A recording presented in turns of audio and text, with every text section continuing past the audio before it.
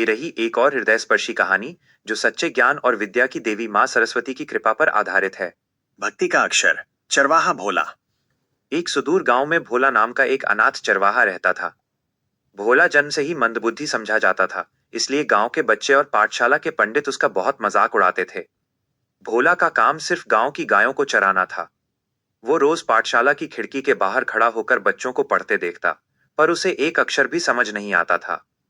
उसका मन बहुत कोमल था और वह रोज जंगल में एक सफेद पत्थर को मां सरस्वती मानकर उस पर जंगली फूल चढ़ाता था। विद्वान पंडित का अहंकार। गांव में एक बहुत बड़े विद्वान पंडित शास्त्रानंद आए। उन्हें अपनी याददाश्त और ज्ञान पर बहुत घमंड था। उन्होंने चुनौती दी कि जो कोई भी उनसे शास्त्रार्थ बहस में जीतेगा, उसे राजा की ओर से स्वर्ण मुकुट मिलेगा। उन्होंने भोला को गाय चराते देख हंसकर कहा, तारांकन ए मूर्ख, तू क्या देखेगा इन किताबों को? तेरे भाग्य में तो सिर्फ गोबर और घास ही लिखी है। सरस्वती का वास तो केवल मेरे जैसे बुद्धिजीवियों के पास है। मौन प्रार्थना और वरदान।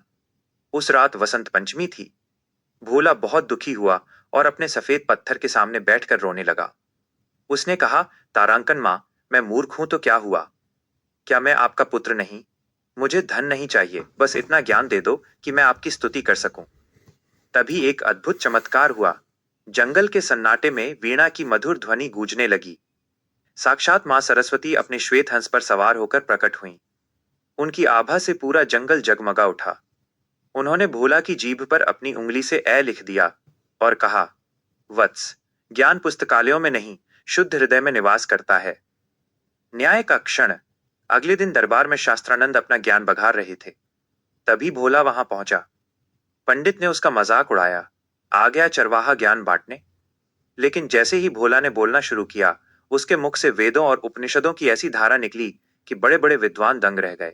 भोला के शब्द मोतियों की तरह गिर रहे थे। शास्त्रानंद का सारा अहंकार चूर चूर हो गया। वे एक शब्द भी नहीं बोल पाए। उन्हें समझ आ गया कि जिस ज्ञान पर वे गर्व कर रहे थे, वो तो मां की कृपा के सामने कुछ भी नहीं है। सुखद अंत। राजा ने वो स्वर्ण मुकुट भोला को पहनाना चाहा, लेकिन भोला ने उसे मां सरस्वती के चरणों में रख दिया। उसने गांव में एक ऐसी पाठशाला खोली जहां किसी भी बच्चे को मंदबुद्धि नहीं कहा जाता था, बल्कि प्रेम से शिक्षा दी जाती थी। भोला महर्षि भोला के नाम से प्रसिद्ध हुआ। सीख। विनम्रता और सच्ची लगन हो तो मां सरस्वती स्वयं अज्ञानी को भी महान विद्वान बना देती हैं।